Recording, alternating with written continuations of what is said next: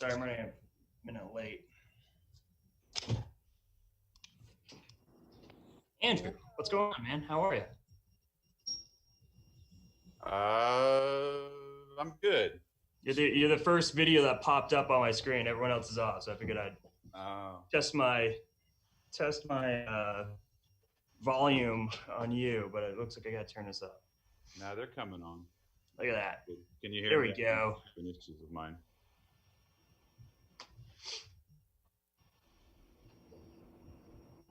New faces on there. Yay.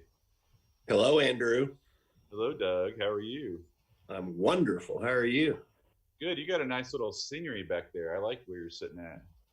Well, I was the president of Rotary this last year and had to have a Zoom Monday meeting from March 15th through the end of June.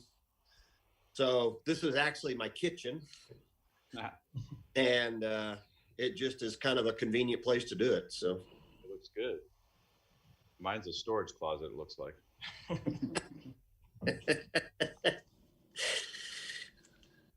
No, mine's a storage closet.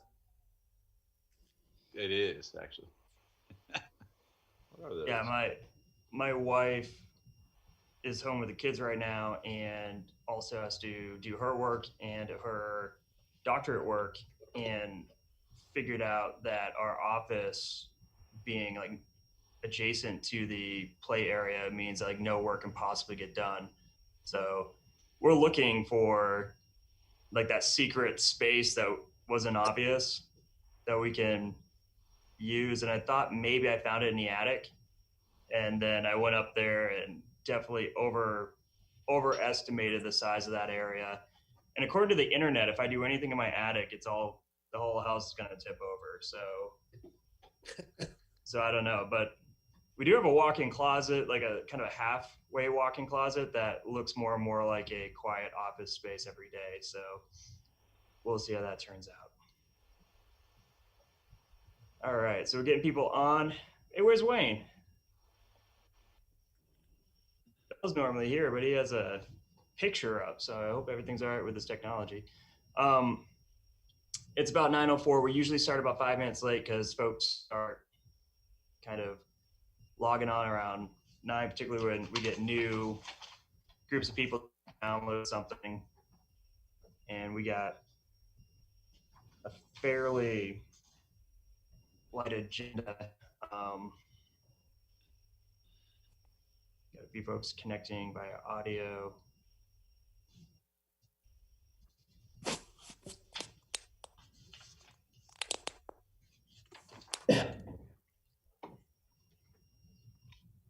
Jacob, we appreciate you protecting us by wearing your mask. Thank you for that. We're at our studio, and so we're requiring all staff to be in their mask the entire time, so I'm abiding by my rule. Good.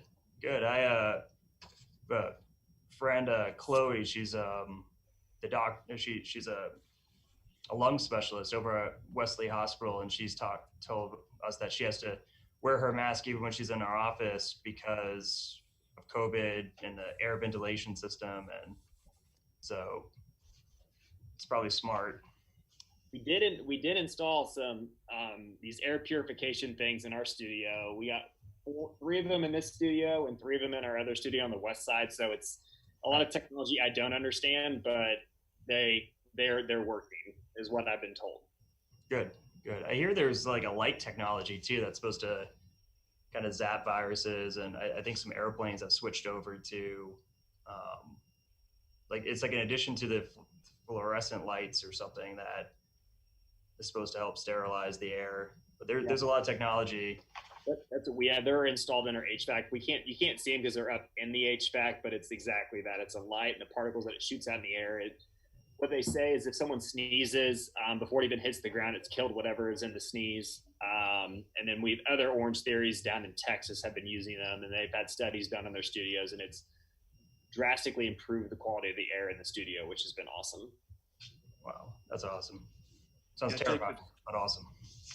Jacob, my wife, Susan, she works out at Orange Theory. I know we've talked about it, and she bragged to me about how you guys installed this and how much safer it feels in there just for everybody to work out and still feel safe.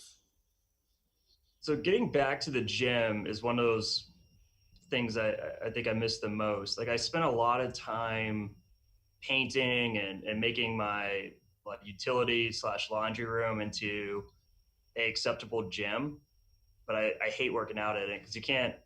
The equipment's limited, and you can't like do that like people watch where you can stay on a treadmill a little longer because you're people watching and like you're kind of forgetting how terrible being on a treadmill is. And I can't wait to get back into the gym.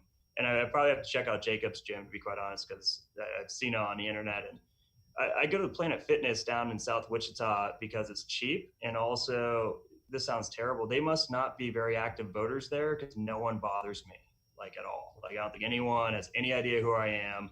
They don't bother. I don't get asked for anything. I can get in, get out. Once in a while, someone will recognize me and they'll say, "Hey, aren't you like a senator?" And that's about it. But yeah, but looking at Jacob's gym online, it actually looks pretty great, and especially learning how the precautions you guys are taking. But we'll get there. All right, so 7 minutes in, let's go ahead and start. We actually got a bunch of new folks on here. Hey Jesse, I officially appointed you, by the way, which was funny because like the way Janet put it on my list, it didn't say like Jesse Harkey and then Adam Harkey. It said Adam and Jesse Harkey. And so I appointed both of you officially, but kind of did it as one unit. So, but you're on. Thank you. Totally makes sense, yes, of course. All right, so welcome everyone. I'm Mayor Whipple, for those who I haven't had the opportunity to meet yet. Pretty much what this is our advisory council to the mayor on small businesses. Now, all of our city council folks have what's called a DAB meeting, which means they get to appoint people who live in the area to help advise them. The mayor, I don't have a DAB. I have very limited, what I call superpowers, right? As mayor of Wichita, we're actually in our system of government. I'm the weakest mayor, or second weakest mayor in the entire country, particularly for a city our size, which means that there is no executive authority for the mayor. Everything has to go through the city council, and the city manager has a abundance of power. Pretty much is almost an executive in his own right. So what this does is it allows me to be able to appoint people to this. It is, like I said, one of the few things mayors can do is we can create councils, and historically they're not opposed by the city council. And it also not only provides me better understanding of what folks go through in the community, but because anything that has to happen moving forward needs pretty much a vote of the council, it provides me a little bit more legitimacy for any of the ideas I bring forward. These meetings, I can say, we had this idea and it bounced it back and forth to my small business council and researched it, and this is why we're moving forward. It gives me a little bit more legitimacy for these ideas, so I can earn some support where I might have a council member who's worried about my ideology or worried about my values on policy, but they might not be worried with Andrew's, right? So that's and Andrew, you're the box next to mine, so you can pick on this this whole hour. So I apologize. So Mayor, let me ask: is this basically a cover your ass council? Yes, exactly. That's exactly what I'm saying. Yeah. Well, but not totally. The other thing too is, to be frank, I have an MBA, but I don't have a lot of business experience, right? Like, so they're good policymakers have advisors. They don't think they're smarter the day after they were elected. Thing I learned in my 7 years in the legislature.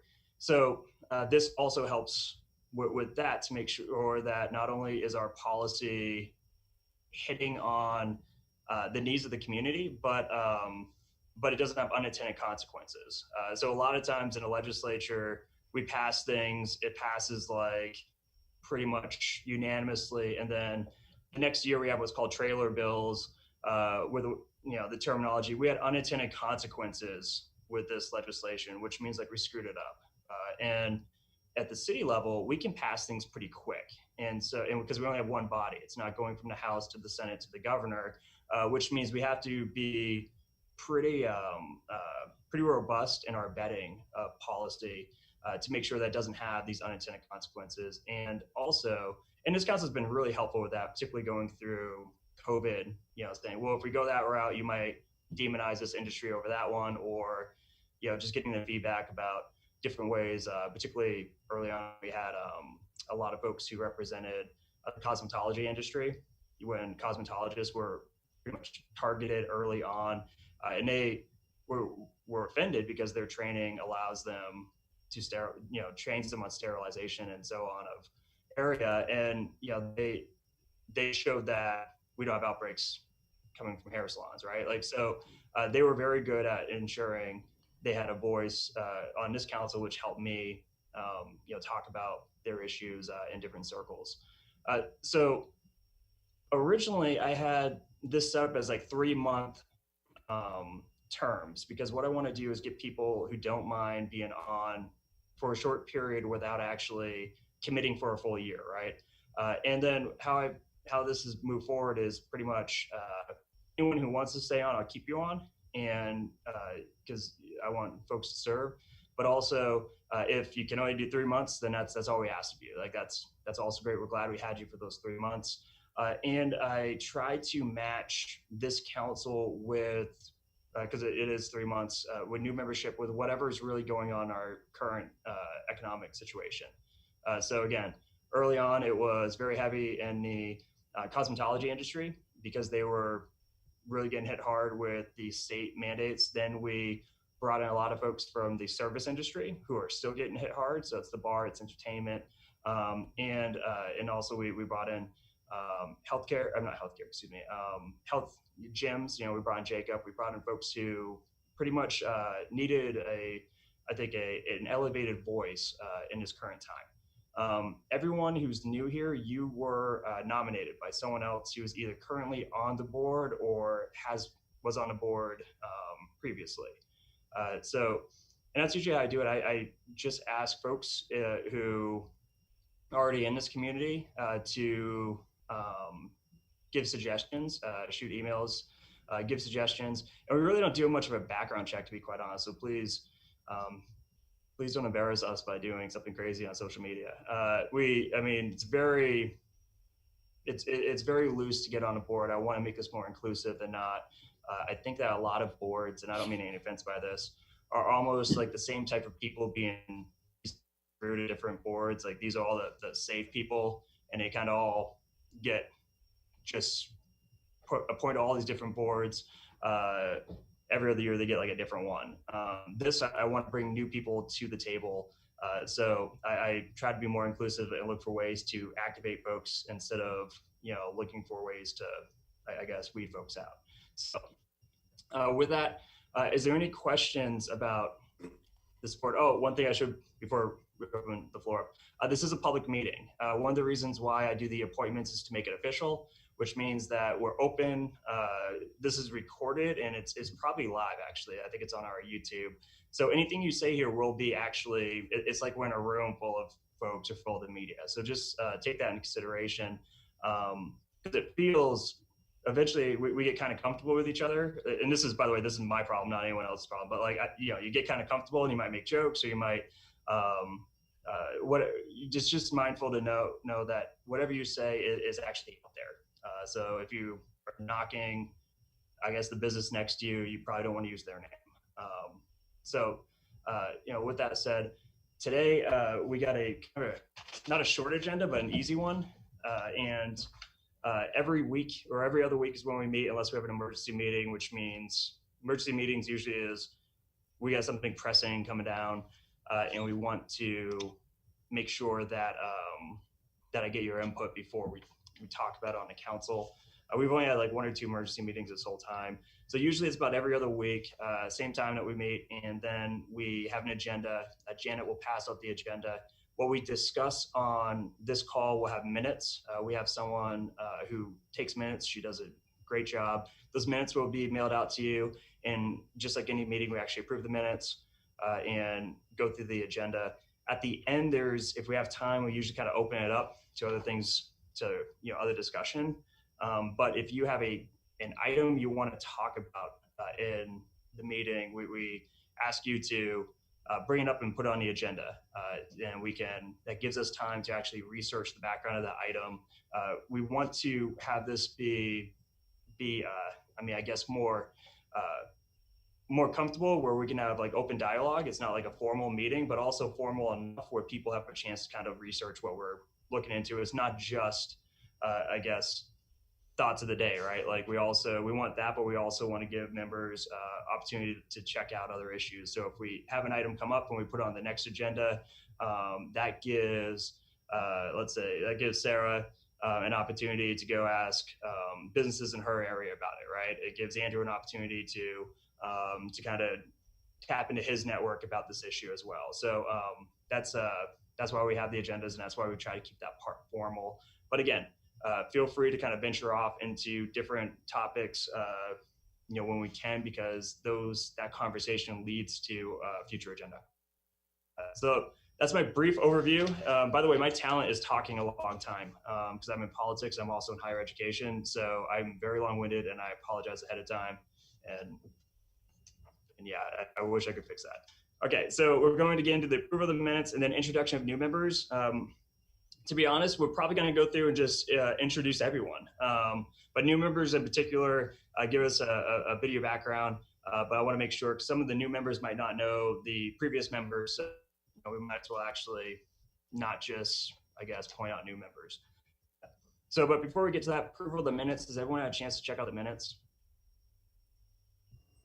We good? All right. So if so, I'll make a motion to approve the minutes. Is there a second? Second. Motion has been made and seconded by Andrew. If there's no discussion on the motion, then all in favor of passing the minutes, say aye. Aye. Or give us like an emperor's thumb. Aye. Aye. All opposed, same sign. The ayes have it. The minutes pass. All right. So introduction of new members. So we're going to start. We're just going to go introduction of all members. I'm going to do it in the order of the boxes, the way they're on my screen, just to keep it easy. Although, of course, halfway through, it'll probably shift. So if I miss anyone, please let me know. But let's start with Andrew. Hi, I'm Andrew Goff, and I own Reverie Coffee Roasters on East Douglas and kind of in the library for now. Excellent. Well, I'm Brandon. I've already spoke. Doug, you're next. My name is Doug Stark. I am a healthcare provider that own two different companies here.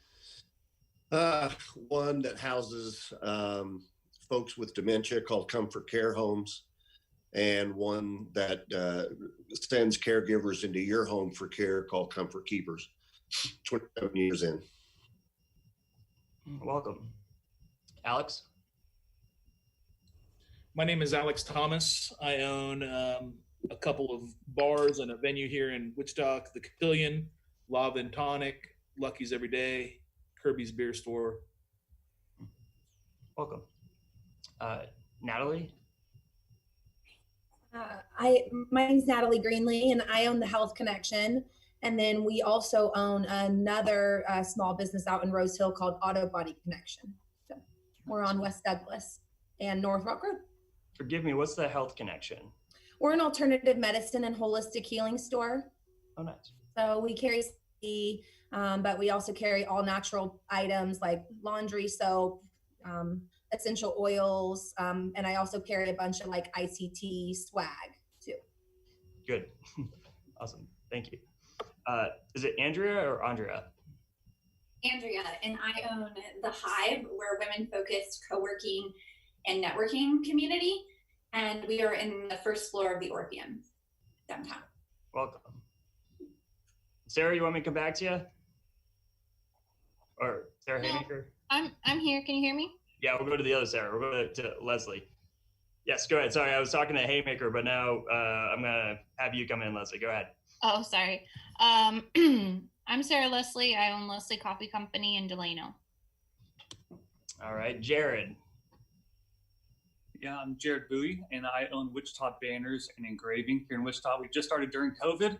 The idea is that it can only go up from here. That's the good news. Yeah, you and Jacob might have that in common, actually. Yeah, that could be here to buy a business. Yep. And then I'm also a pastor at a church here in Wichita. Excellent. Which church? I'm with Life Church. Oh, excellent. Jacob.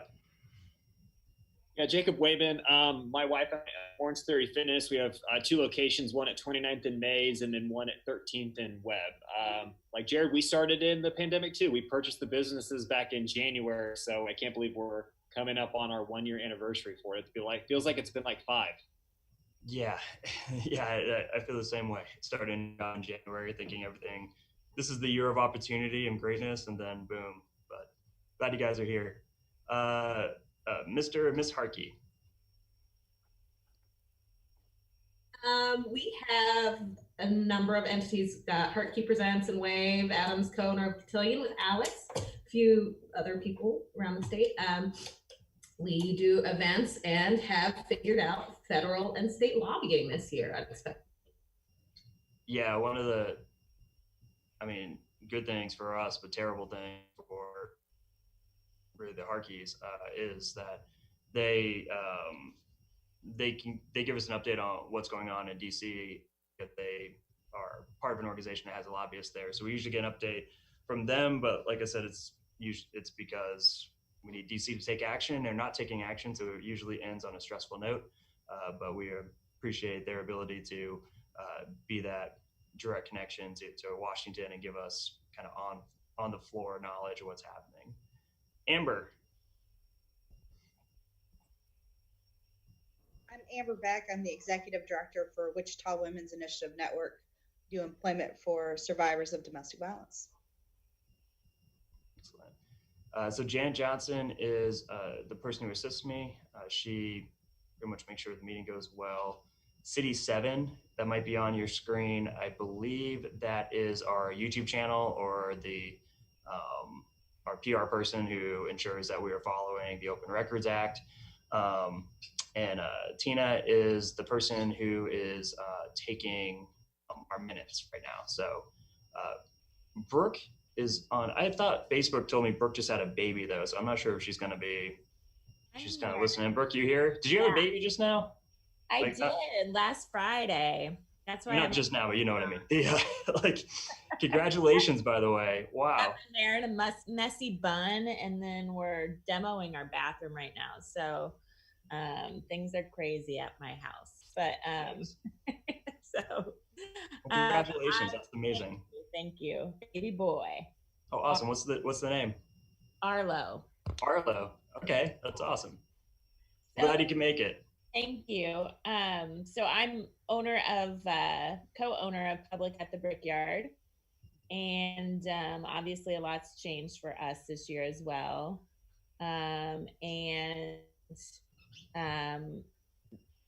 Also the Brickyard as well too. So the music venue that's outside. And then I'm also marketing manager at All Things Barbecue too, which I haven't really talked too much about on these calls. So I'm also in the retail world as well, which is also going through lots of changes. Excellent. Mr. Spain. Good morning. How is everybody? Felicia Despain. I own Urban Jack's Barber Spa that I run with my brother Nathan. And typically, I apologize. My picture's usually on because Friday mornings at 9 o'clock, I am running around the shop here to get everything moving. So I don't want you seeing me look like a chicken with my head cut off. So good morning. Welcome, new people. Glad you're on. And Mr. Bell. Good morning, Mayor and everyone. I apologize. I'm en route to my office downtown, so forgive the picture being up. Glad to see everyone. And I'm the district director with the U.S. Small Business Administration here in Wichita. So obviously we do a lot of work with small business, a lot of work with our partners within the city of Wichita, as well as Sedgwick County and other service providers that work to support small business. So glad to be a part of this. Bill, this position has been very helpful in helping us decipher some of the stuff that comes down from the federal government as far as loans, small business, pretty much the money that they passed in the CARES Act. And hopefully we'll be utilizing his experience and knowledge shortly if Congress passes another relief package, which supposedly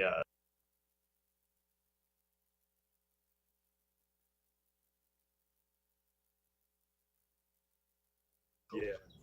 Let's hope we get something through, because I think that, you guys need to know what I think, but I think that I think we need a lot more.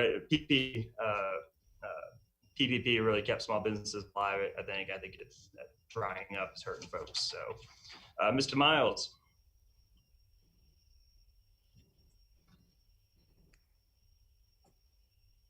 Mr. Miles, are you there, bud? Okay, I'm off mute now. Good morning, Mayor. Good morning, newcomers. My name is Tyson Miles, and I'm the president and CEO of Core Monitoring. And just to let you know what we do electronic monitoring or house arrest for individuals who come out of the Central County Jail facility and other auxiliaries across the state of Kansas. Happy to be here and ready to serve my next term.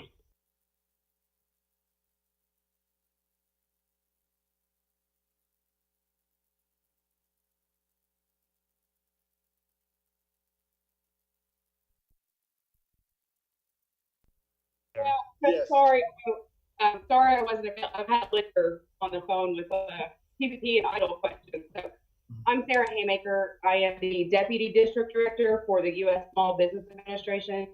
And I hop on here on days that, that Wayne is a little bit out of pocket. So just sitting in to make sure the Small Business Administration is represented. Excellent. All right. So is that everyone, or am I missing anyone? Good. Glad we got back. Okay. So start off just for me.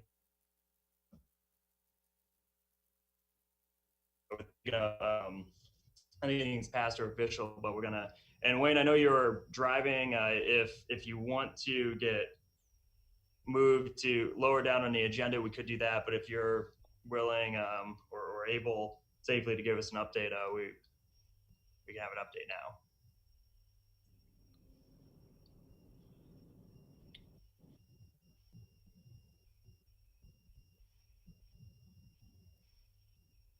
Or Sarah could do it. Yeah, Wayne, are you? I'm sorry. We're all able to hear me at all? Not really. Do you want Sarah to give the update for the programs update? Yes.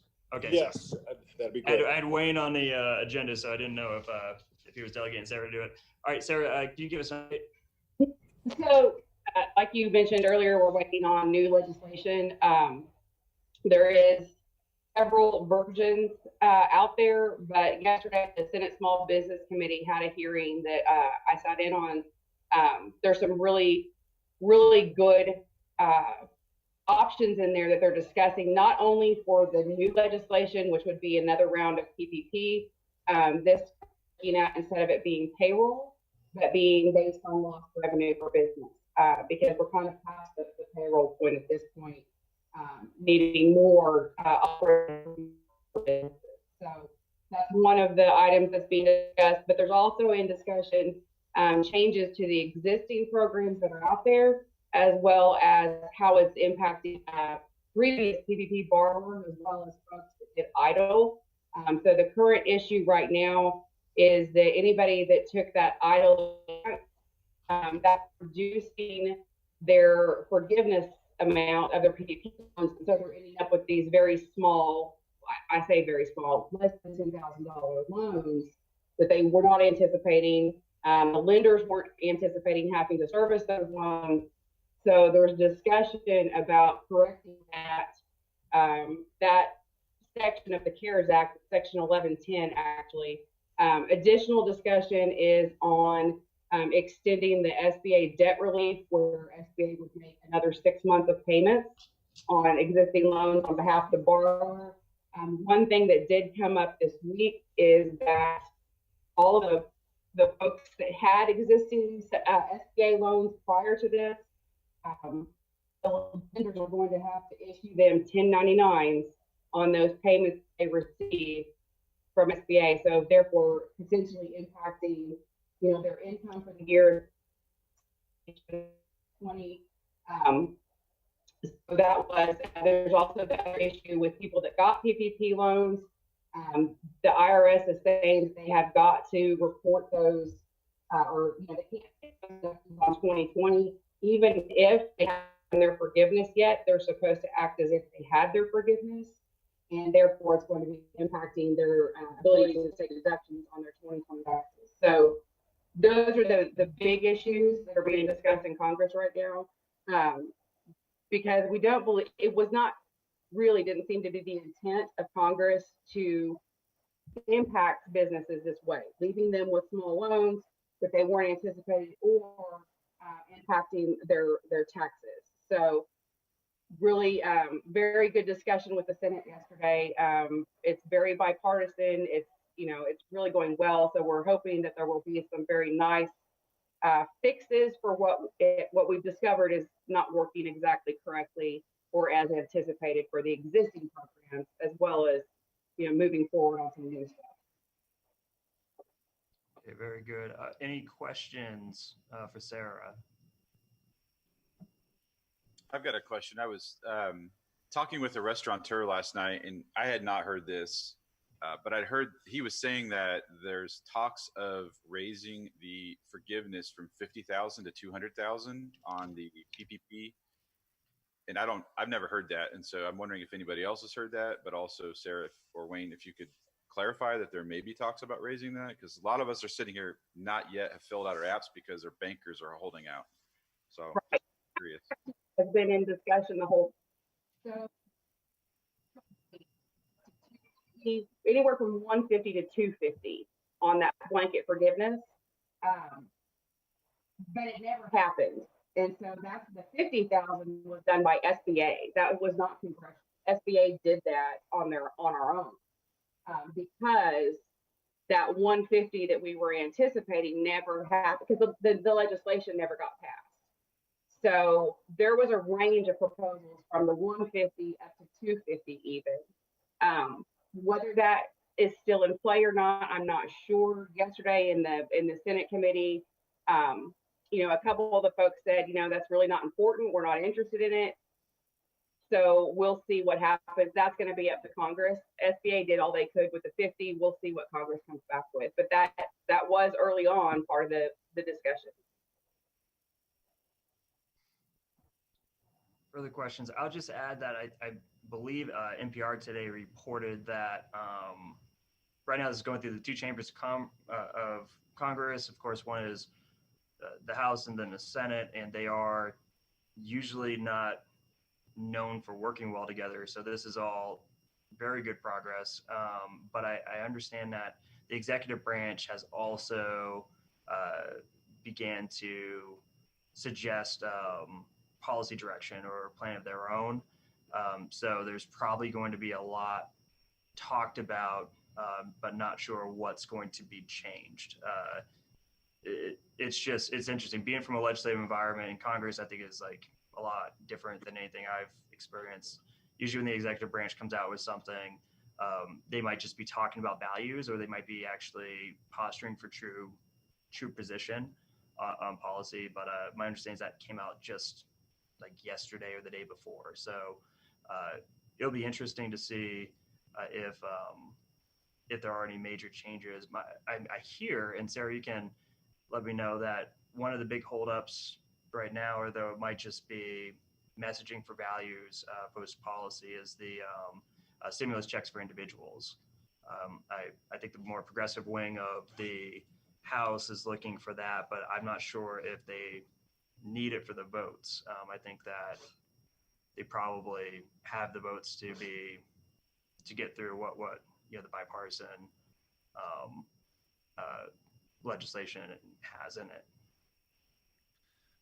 Mayor Whipple, if I can ask a quick question of Sarah, did I hear you say that everybody who received PPP this year, which we did, and that has been forgiven, which we have, we will get a 1099 on that, and we'll have to consider that as income? PPP is not considered income. You will not get a 1099 on that. But what it will impact are your deductions. So if you use PPP funds to pay for something that ordinarily you could deduct, such as mortgage interest, the amount that you use that was forgiven on that mortgage, you cannot deduct that on your taxes this year. So Gotcha. it'll be some math, some good accounting, but yeah, it's going to affect your deductions. Okay. Quick question for Sarah too. So because I only have one employee, I got the PPP, but it was a much smaller amount. And the EIDL was really what gave me the most. And is there any kind of forgiveness with that? I've heard different things about whether there's a portion of it that's a grant or no. No, not the advanced part that you could have gotten before the loan. If you had a PPP, then that is not forgivable. If you did not have a PPP, it is at this time. But at this time, no, it's all, you have to pay it all back.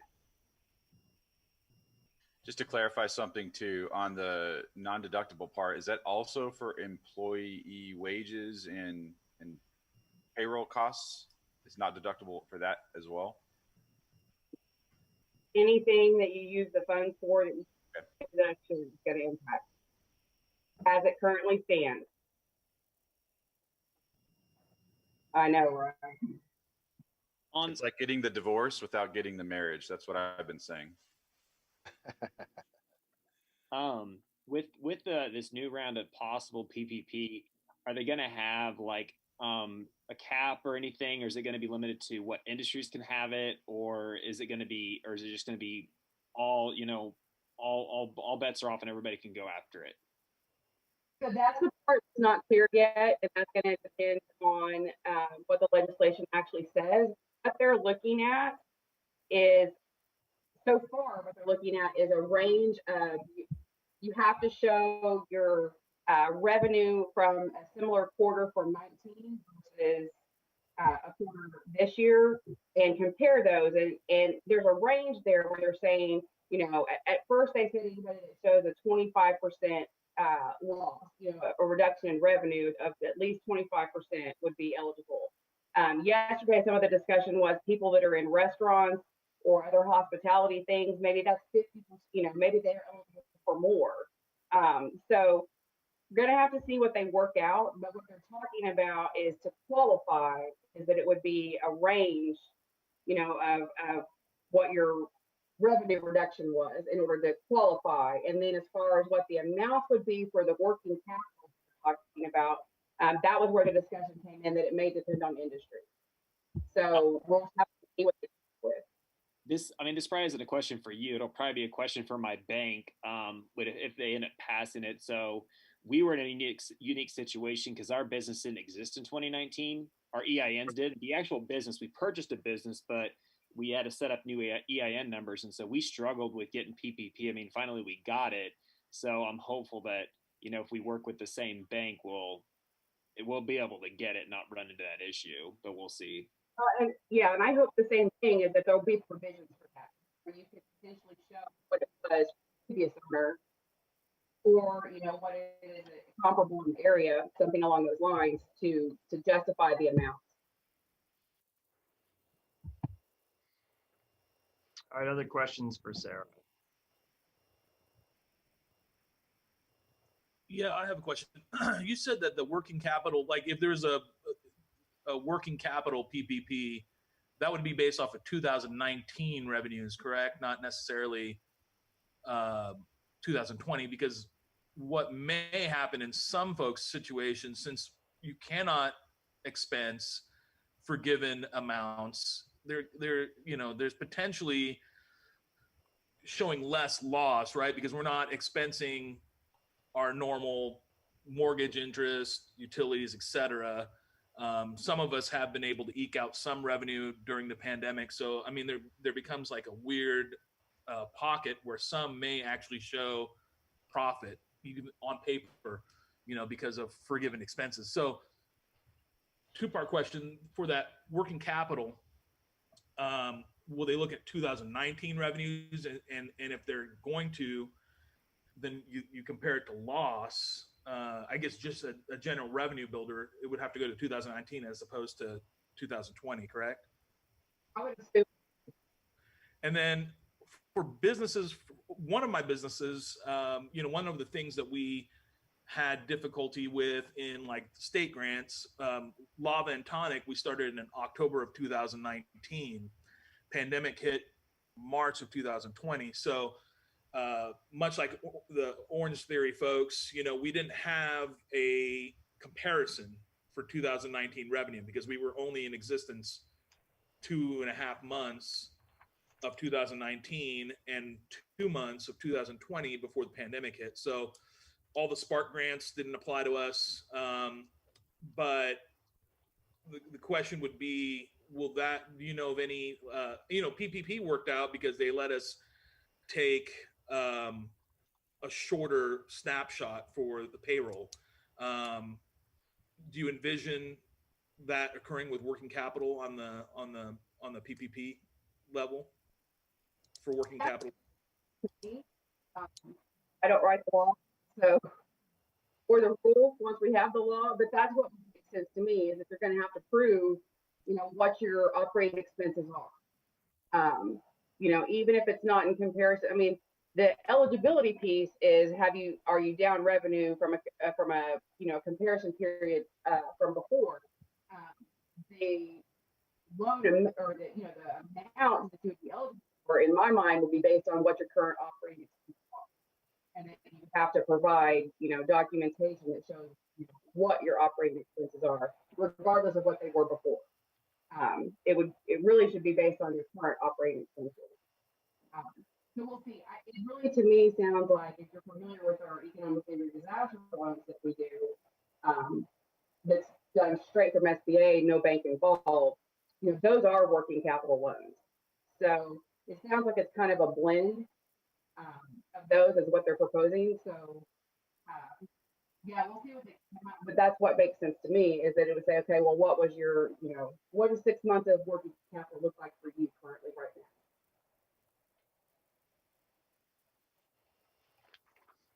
All right. Any last questions? Sarah. Thank you, Sarah. Hopefully by our next meeting we'll have something passed, and then you or Mr. Bell can help us figure the ins and outs. So thank you for being on.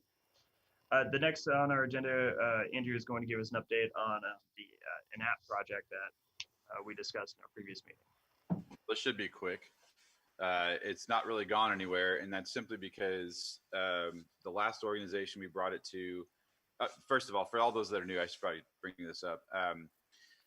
A few sessions ago, 3 or 4 sessions ago, and even probably prior to that, the mayor had given a very simple vision that we kind of latched onto, was the idea that if he was to take Mrs. Whipple out for dinner for the first time in now 10 or 11 months, where would they go? Because they got to figure out where's a safe place to go. And that kind of spurred an idea to figure out a way to create a tool that businesses could input data to help people make better decisions for how to positively support the business community, but also not necessarily spread the virus and reduce the spread by patronizing places that are doing it right. And this group kind of helped shape that theory a little bit. We discussed in the past about whether or not we would want to turn it into a review type system or let it kind of creep into the social media type world where it could be very negative. And we, for the most part, I think collectively agreed that it would be ideal that this be focused on the positivity. However,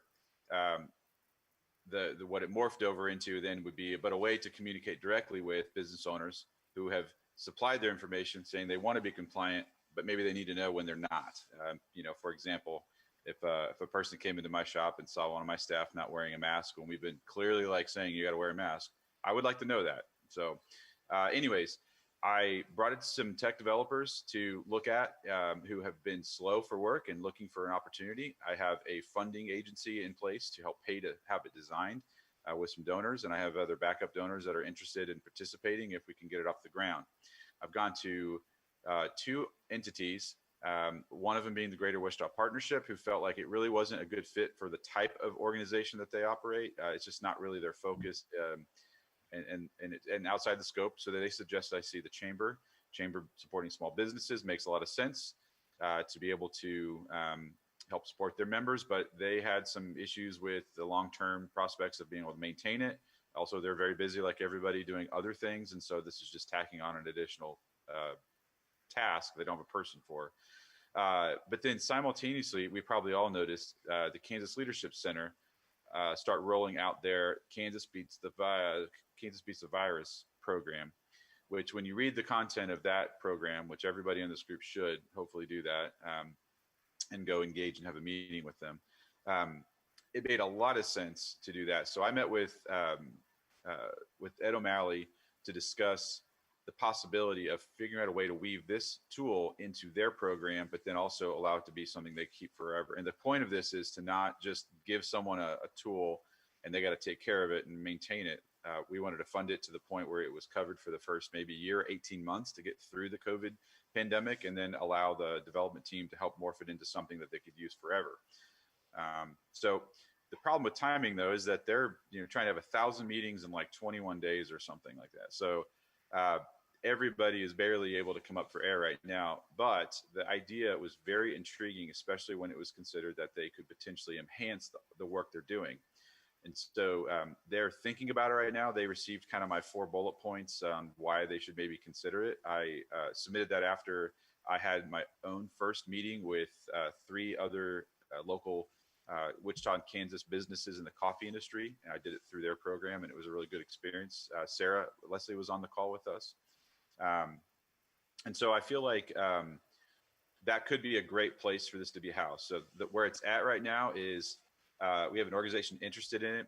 I feel like it's best to have a nonprofit work it, but I'll tell you what this group could help us with is if we are able to have a tool that could report these things, and we're focused on engagement and getting people to use it, which is like the key with any marketing tool.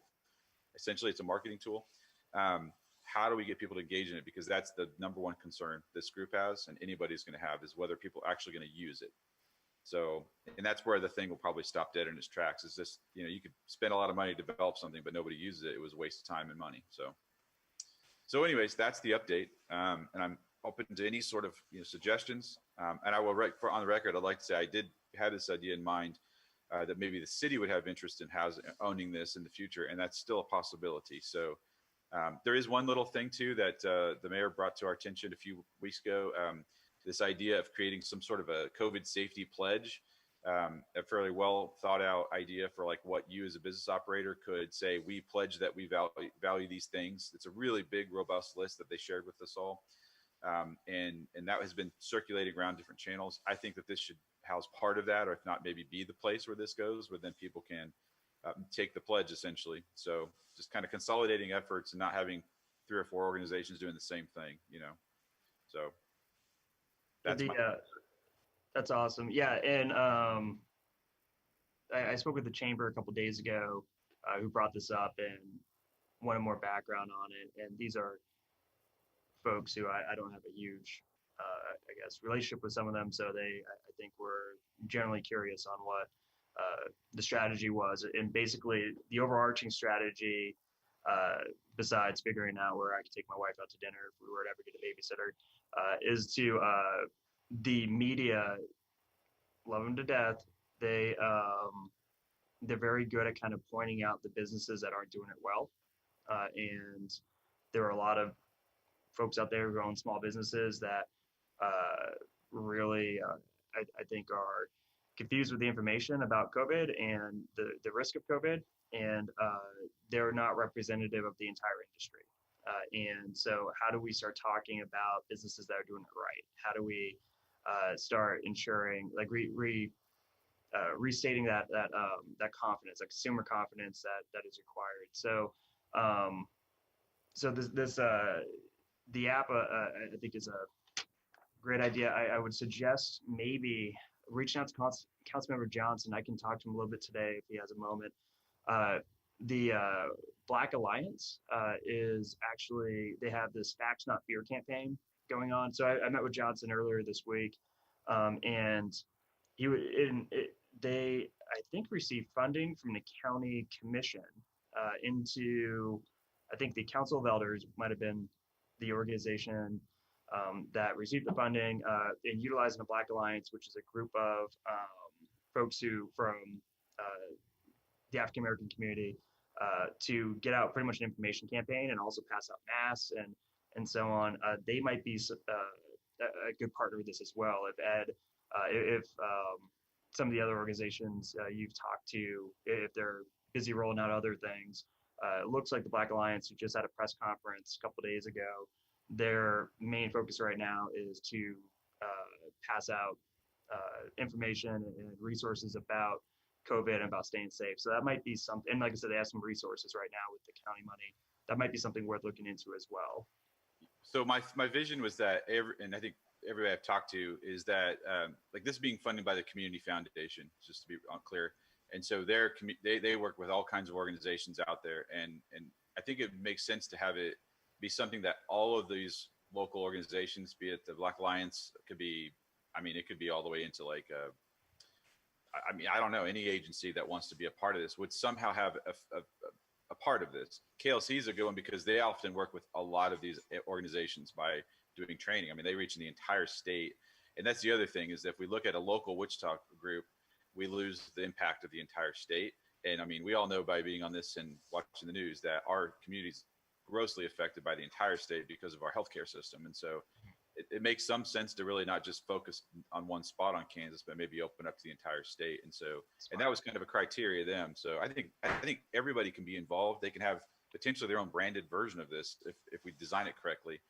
The key is just getting someone to say, okay, we'll take it. We'll take your money. Just go build it now while we go do our other thing. And I just got to get someone to come up to air for that.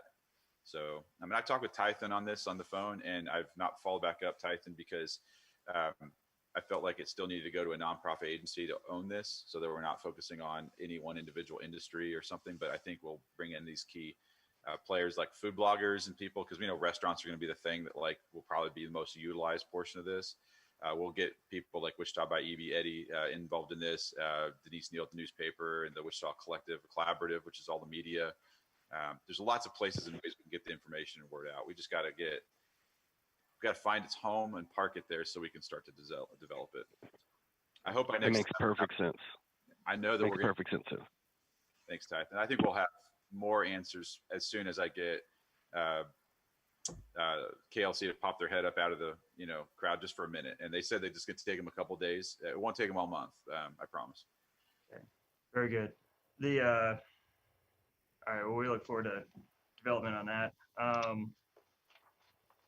The reflections, the next agenda item. By the way, we normally run about 10 minutes late on like a good day.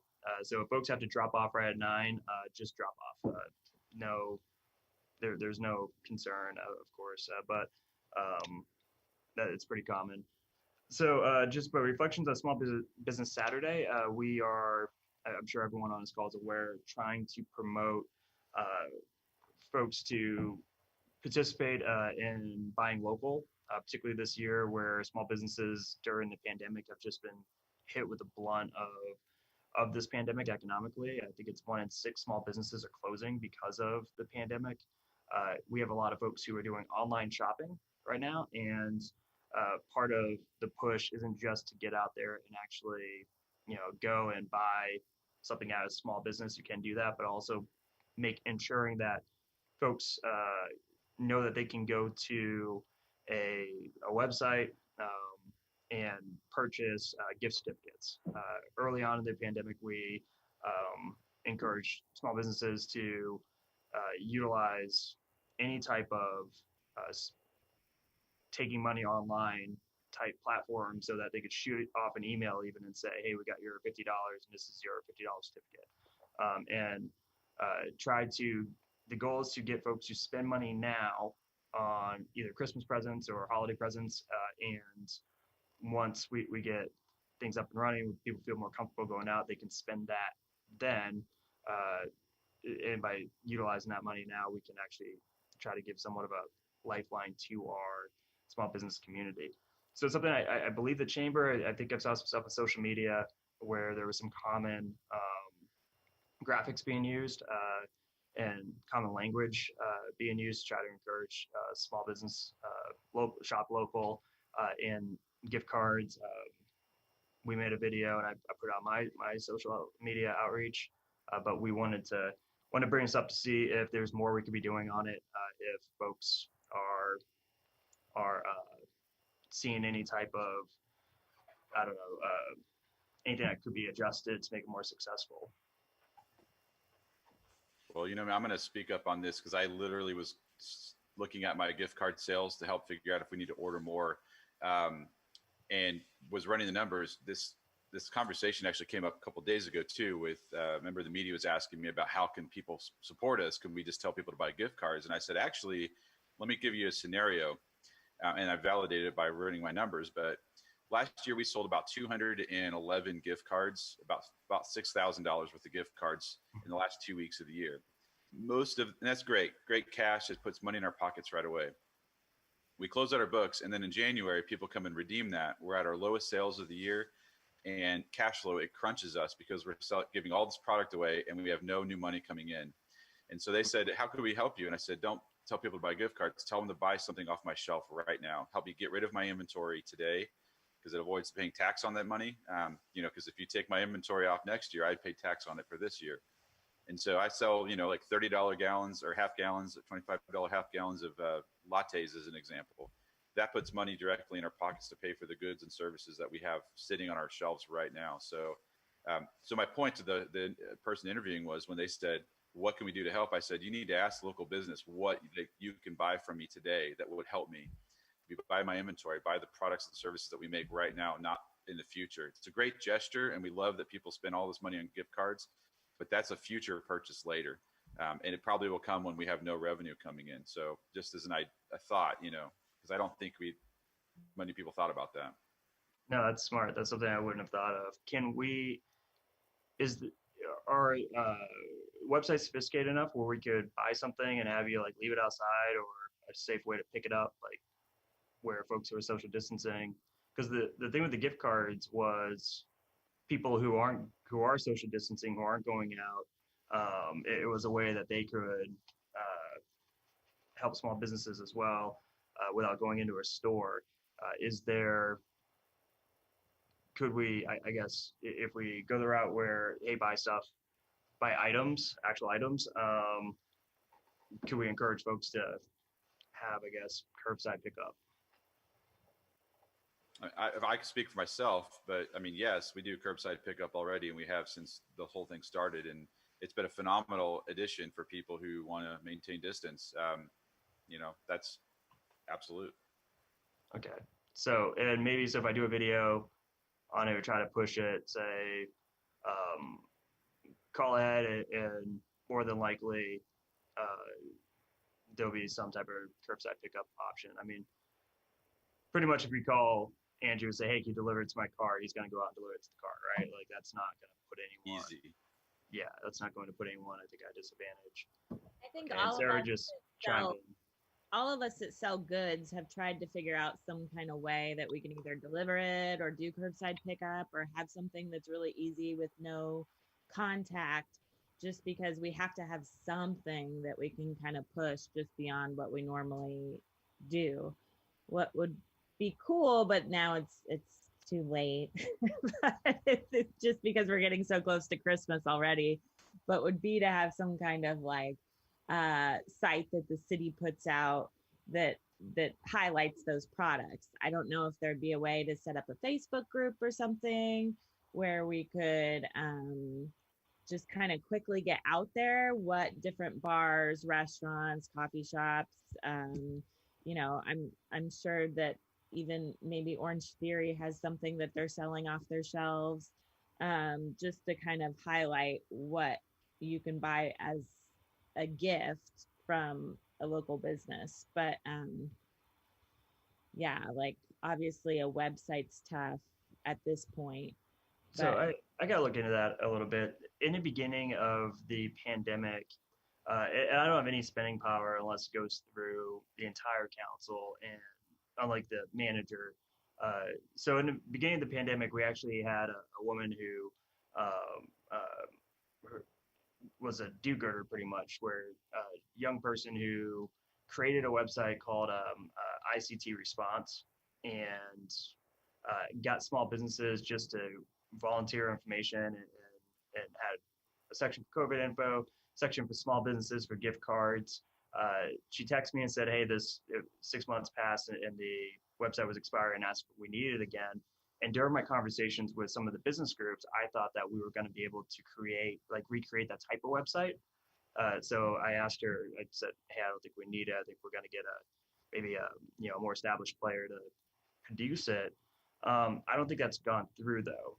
I'm not sure if anyone's picked up on creating a website that has, these are the links to all of our small businesses that have gift cards. And because what you're talking about is also making, hey, these are the businesses that would deliver stuff to your, car. But she might be able to turn it back online though. So there might be a chance that we can get kind of a third party community website up. Natalie, go ahead.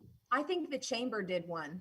Did they? Okay. The chamber and Visit Wichita kind of collaborated together to kind of make a place where you could go out and see what local businesses were doing with links and stuff like that to their websites. Good. Okay. I got to double check that because it didn't come up in our meeting, and I felt rude asking about it, right? Like I thought like if it was getting done, they might have brought it up, but I didn't want to push them if it wasn't. So I'll double check on that. But because they were the ones who were going to look into it, but they had a big list of things that they were going to look into as well. So so to Brooke's point, that might be something we take a look at, might want to build on. Yeah, because I mean, I need to figure out, I know that Visit Wichita did a blog about it, but if there is some sort of centralized site, we all need to make sure that we can get our products on there. I'm not personally, our restaurant's not a member of the chamber, so I don't know if we'd be able to be on that site if it is a chamber site. But it would be, hopefully, because that was one of our sticking points. It was like, make sure non-members can be on it. Go ahead. Yeah. I didn't mean to interrupt. I'm sorry. No, that's good. But if that's the case, then if we can get our products on it, and then obviously start pushing that, because I haven't heard too much about that. So obviously if we can all, including the city, start kind of pushing that on social media a little more.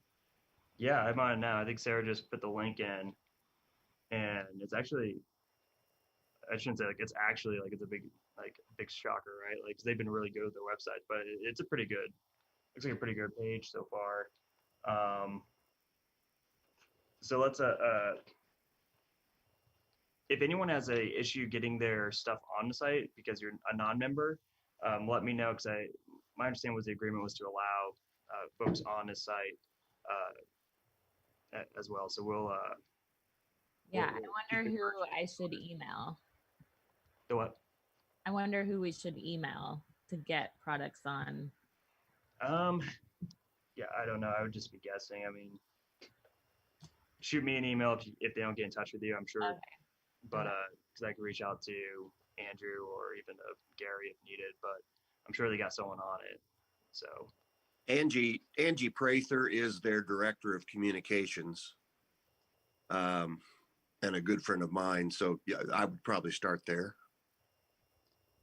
Excellent. Hey, one thing with this is somebody might suggest that they just make it clickable links to the online stores of each business if they have one, instead of send them to stores.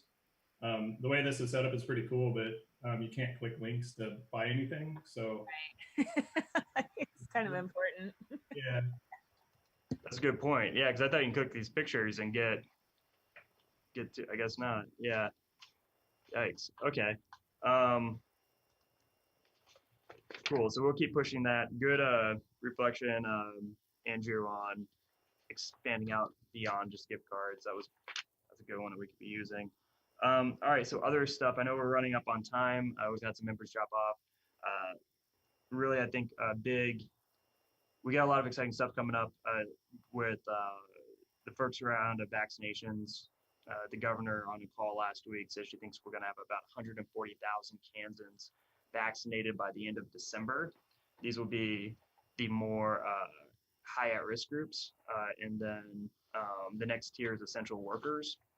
So as more vaccination comes online, I think the experts say it would be a couple of months or a few months till we start to see a real result. Like this, we're not going to get turned on back to normal as like overnight. It's not going to switch, but once we start seeing those hospital numbers go down, and folks be able to, if they do get sick, be able to actually get a doctor, and not have to, you know, be in a makeshift hospital room, I think that that's going to have a very positive impact on I guess people's um, trust in the economy and in the future. So I think that we're going to start to see a bit of a, hopefully in early first quarter, we'll start to see a uptick in commerce, really, and folks participate more in the economy. But it's going to get worse before it gets better.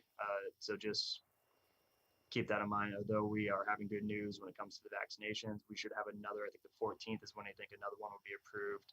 I think there's about 13 that are in final trials worldwide. So we're heading in the right direction, but we also had more deaths 2 days ago than in one day than like any other day because of really gatherings during the holidays. And we do have another big gathering coming up. And it's almost like you set a clock to this thing. So we're going to see it's going to get worse before it gets better, particularly with hospitalizations and deaths. Kansas, hopefully we can be. We've always just we haven't been hit as hard as the other cities, like Wichita, particularly Central County. We've in every scenario, like it's not good because people get sick or they die, but it hasn't been as much of a spike as comparable cities.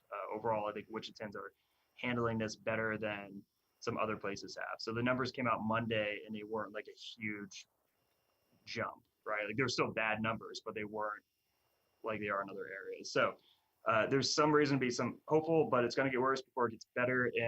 But we're towards the end. I think we're running that last couple miles right now. So with that said, we'll keep following it. I mean, we'll see what it's all can change on a dime, by the way, too. We're just like this whole thing. So what we think is going to happen based off last week, we're not just like this entire situation. We're not quite sure if that's going to be the game plan moving forward, if it will change, if something pops up that we don't know about. So just want to keep that in mind, but give you guys that update. And obviously keep following social media. The governor's office is very good at getting information out. All of the vaccination stuff is going to come from the governor's office down, and they are communicating with the federal government. And so it's not coming from the city. If anything, the county commission and their health department will be at the table and play with that. So, and like, I know everyone thinks that stuff comes from the city because in bigger cities it does, in other states, but in Wichita, in Kansas, it all comes from the county commission. So if there's any, I guess within your circles, if there's any questions about what's happening, please have them go to the county health office and to get that information. So we'll see. I'll try to keep you guys posted, particularly on social media if you follow me. And the next thing is next meeting we have scheduled for January 8th. I'm thinking we can, and we have like, do we want to try to meet before then? I'm not sure if we want to try to meet before then because of the holidays coming up, or if we want to kind of play it by ear, seeing if something passes, like if something gets through the, my thought is like, we could call a meeting if something gets through Congress and give it a few days so that, we can have Wayne and his team kind of look through it. Maybe we can meet and try to get some information on it. Or if something else happens with vaccinations, pretty much we got a lot of moving parts over the next few weeks, I think. So my thought was we can hold the meeting, keep the meeting on January 8th, but if something pressing came through that we should probably talk about between now and then, possibly hold another meeting between then. I don't know if there's any thoughts on that. I think that sounds good. One thing that we've also talked about that I think we should kind of start thinking about in January is hopefully now that things are kind of coming together with the vaccine, we're getting more of a timeline for when things are going to start looking up, April, May. And I know we've talked in the past about having some kind of street event or some kind of event to welcome people kind of back out. Oh yeah. Or maybe, some sort of campaign that encourages people to really kind of like come see us. So obviously that's something that we probably need to start planning in January, February. Obviously the date might slide around depending on how things go, but we probably should start thinking about that, because I think that would be really important to all of us. Oh yes, we and this is gonna be me being a selfish politician right now. Like everything that makes this job fun was canceled this year, and they laugh about it. Like they joke around on me about it. Where like we even canceled the tree lighting. Haha, Whipple, aren't you bad for running for mayor? We got to figure out. I've talked to the manager. We were supposed to have 150th birthday of Wichita, a big, huge week-long event here. We had to cancel it. So I've talked to the manager already. Like we're gonna have the 151st party of Wichita's birthday, and bring back open streets, figure out what's going on, with Riverfest, where I think that missing this season really put them in a bad spot. What can we do to bring them back up? But yeah, we're having those conversations because really, I joke where not only Mara didn't have like a 4th of July, right? Like we didn't have a celebration 4th of July. Like we literally lost everything. And I joke like that, oh, well, being mayor and not having this is my drive. It's really not. It's the fact that like everyone in Wichita is ready to get out there and do stuff. And we want to make sure that we have an incredible year. Like we deserve it, I think. So particularly with the vaccines coming out, where I think most people say second quarter is when we're probably going to get things a little more back to normal.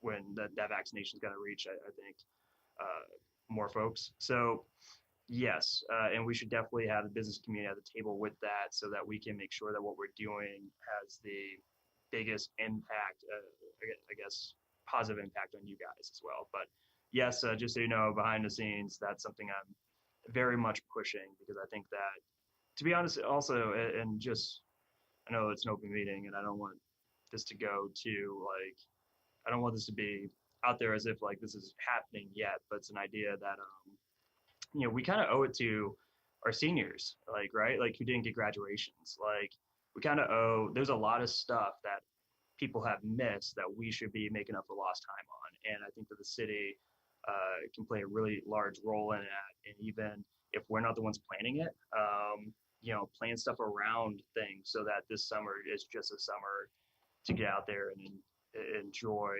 our community. So, but yeah, so I just want to give you guys a bit of an update. We are having those talks, and we plan on going big when it's ready. So something I want to toss out there, we're looking at more like quarter 3 or quarter 4 before we can do shows again. So when thinking about big community events, we might, consider that. We think it's going to take quite a while to get the vaccination out, and then there's going to be kind of a period of uncertainty where we're figuring out if it works and how large social gatherings work, and how we're going to navigate all that. So I think it's pretty ambitious and maybe unrealistic to look at spring or even summer or a large community event. Yeah, and just getting the insurance to do those things might be financially restrictive.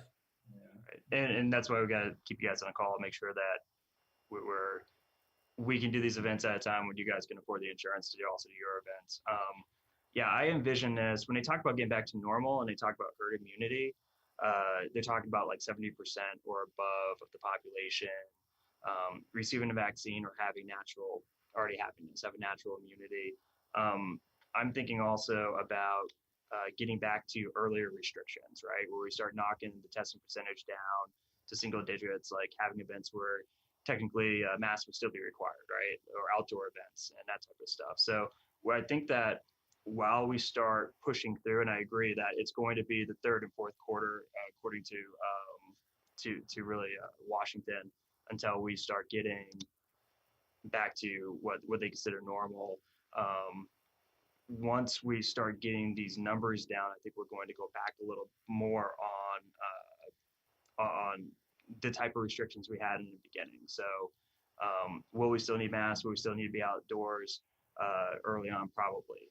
But if we can knock, I guess, the transmission numbers down to 5-3%, if we can make sure that, you know, the most at-risk groups that are responsible for the highest amount of deaths, those people are covered, we're going to be in a better spot. So, but yeah, good point. And I want to also make sure I'm plugged in with you guys, because having a big party around Wave when you guys can't open, like, because of your insurance, like, isn't going to help anyone. We should obviously put that off until when you guys can open. So I mean, we're hoping to start opening, but it's going to be at a very reduced capacity, socially distanced. I mean, if you're thinking about just a big open space full of people, you know, it might be wise to look a little down the line, and instead of having to put the infrastructure in to ensure people are socially distanced and having to limit how many people you can actually let come in.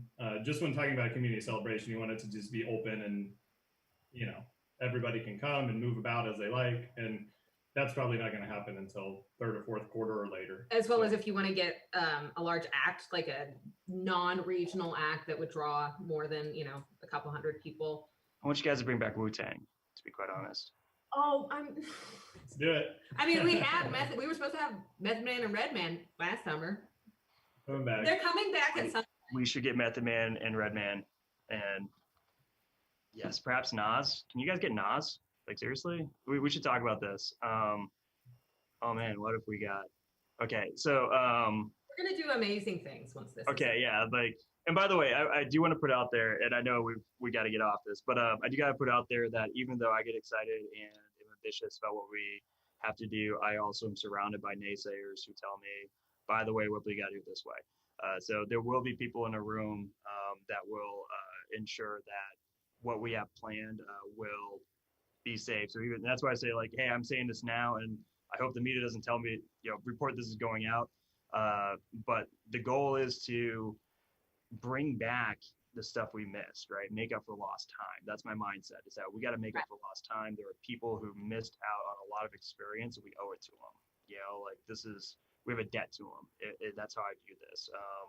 So like, we got our pools that we had to close. When we were opening them, we sped up the renovations. So when they open again, they're going to be better than they've ever been. So that's kind of my mindset with it. So we'll get there, but anyways, let's hope. It starts out with a campaign and kind of leads up to an event, you know, in the fall or something. But obviously, just starting to kind of get those marketing ideas kind of out there and going.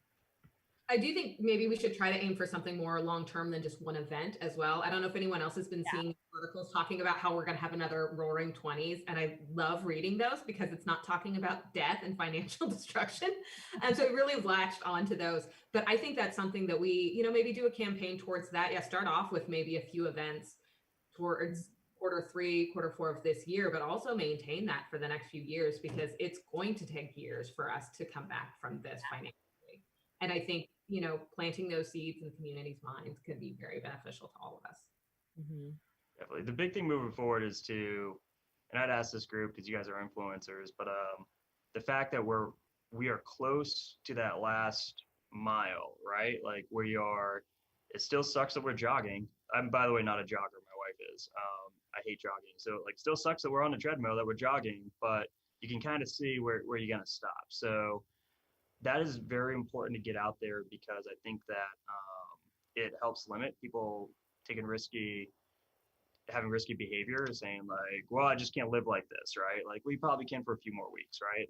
Or a few more months, and also I think it helps with mental health. I think one of the big problems is the idea there's really no end in sight.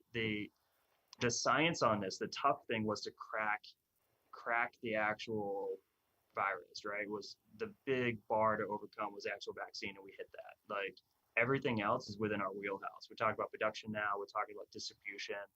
We're talking about stuff that we have knowledge on. It's not going to be perfect. It's not really even going to be pretty, but we already did the hard thing, right? Like, we got to the moon. Now it's about, like, I don't know, moving around.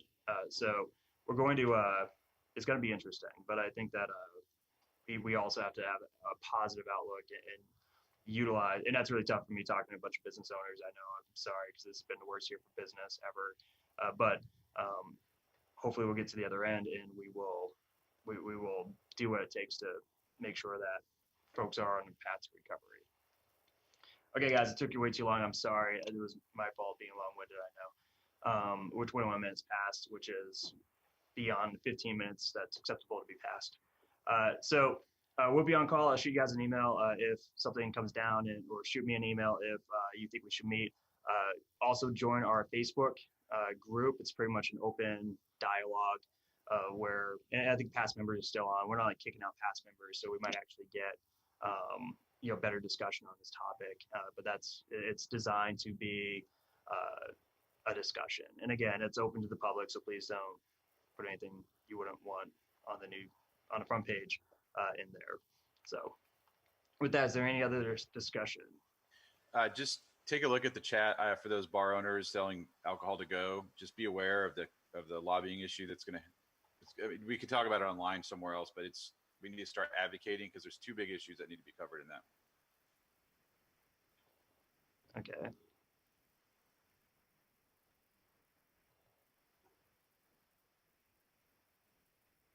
Is the state going to make us stop doing this? Is that what you're saying?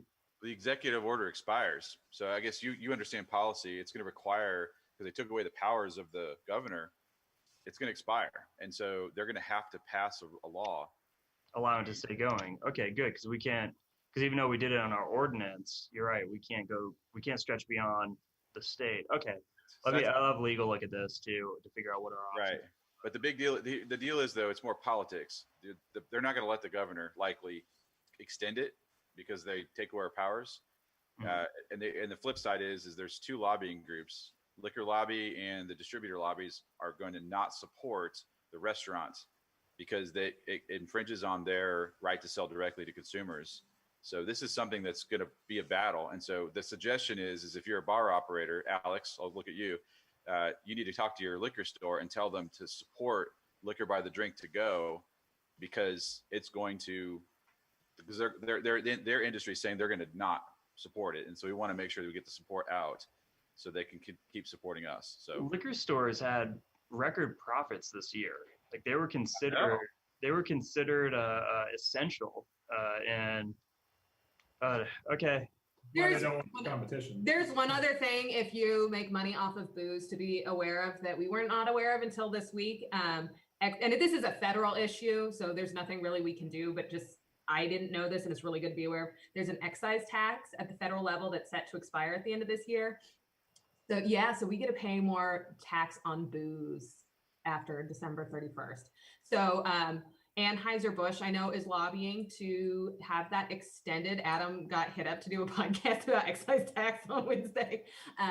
So that was new knowledge for us, but just something to be aware that, yeah, our taxes on booze might go up. So awesome. It's a current excise tax reduction that's set to expire in December 31st.